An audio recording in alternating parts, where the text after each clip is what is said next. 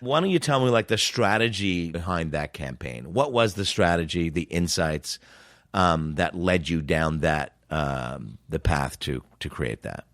Sure. And I'd want to point out before I do that it was so difficult to get anything sold through because at the time we had to get approvals because the Mexican brewery had a distribution deal with Heineken USA. Right. And Heineken is just like, it's a very, very difficult organization to publish anything through. And they have like, their brand pyramids are actually two pyramids, one inverted on top of the other. And it's just an insane strudel of groupthink. And after 18 months, I had just given up hope that anything good was possible on that brand. But just focusing on the strategy, the client was suffering, as many of us do, from this wishful thinking, this magical thinking with regard to its target, its ideal consumer. And its ideal consumer was a legal drinking age male to age 35, cosmopolitan, well-heeled, well-traveled, well-read, witty, probably handsome, with bigger than average bank account. And let's send the strategists out to corroborate that, and so we can just reflect that in our ads. Right.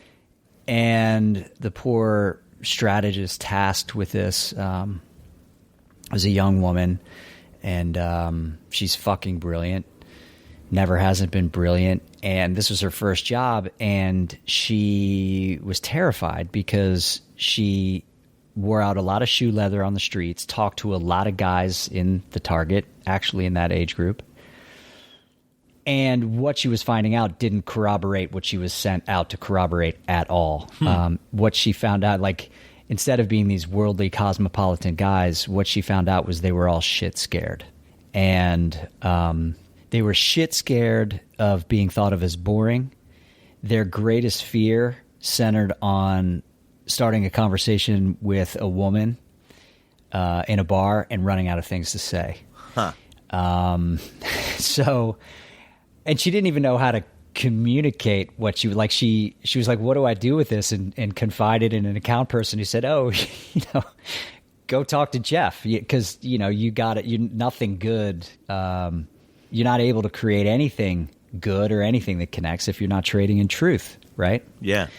So, okay, this is true. Guys are scared. They're not this weird sort of fiction that wishful thinking would have us believe. So, that led to creating a brand that became a guy's interesting wingman that would make him appear more interesting simply for holding it at his hand, and to do spots that would give people one-liners they could talk about, or a series of ads that they could, that people could discuss, which they did.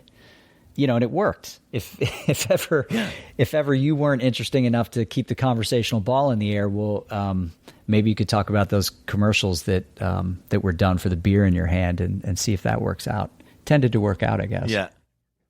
Yeah, I mean, it's really, and not to minimize the importance of the creative output, it was like that insight then just generally like, well, let's just exaggerate that, personify it with this amazing dude. Yeah. Write some brilliant scripts, have like a really interesting and unique art direction to it.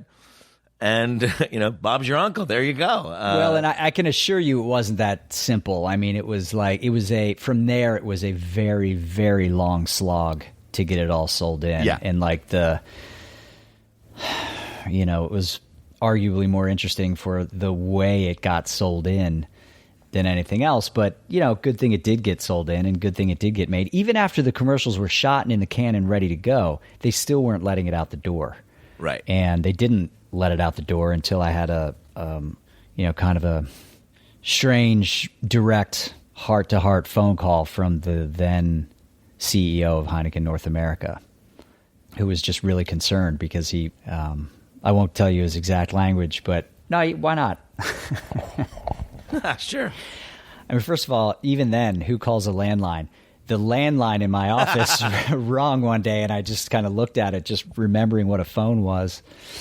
And I answered it, hello, and I just get this, sweaty Kurtz type of breathy phone call from Ken Kunze, who was the then CEO of Heineken North America. And he was just like, I could hear the stress and strain in his voice. I'm like, he never called me. Like, yeah, what's up, Ken? Right. How can I help you?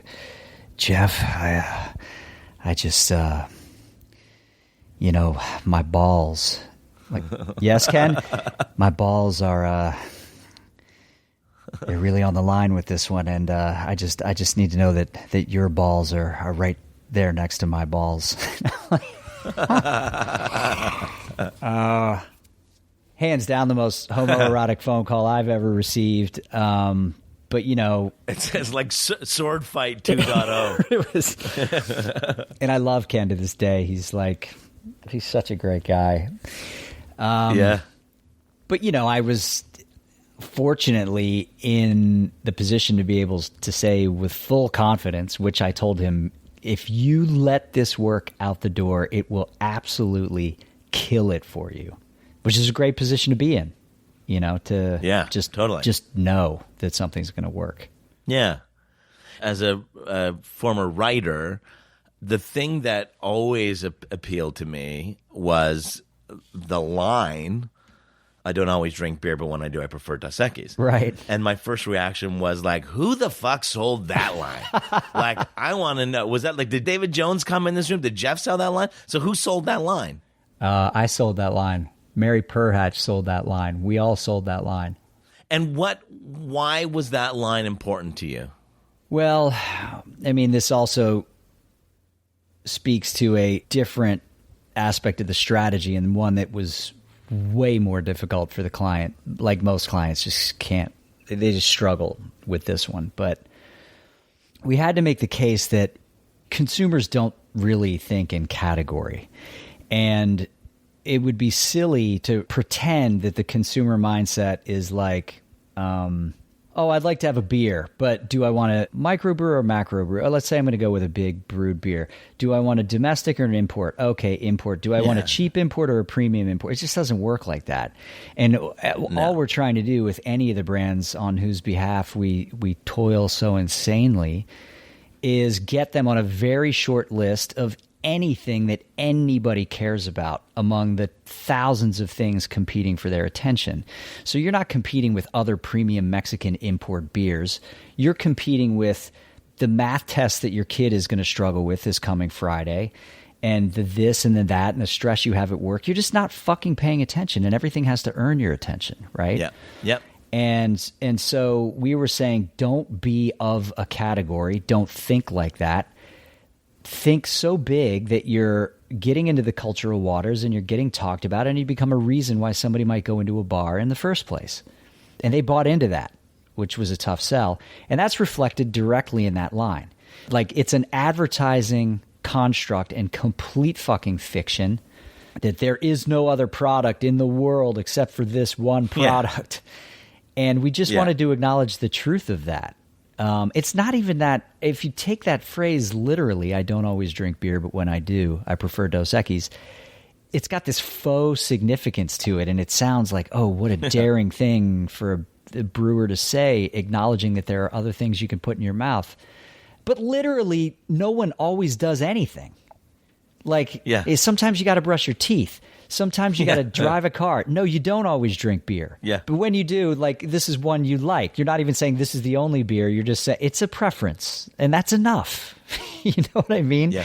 And it was just like the right amount of connective tissue, and it seemed to fit that character and that brand. And so, what a joy! It was always my dream at the outset to do a full 30-second commercial where that line is all he says. Oh, amazing! And our agenda was just was so, we didn't know what the fuck we were doing when we were getting assets for the shoot. We didn't even know, we created the spots in post.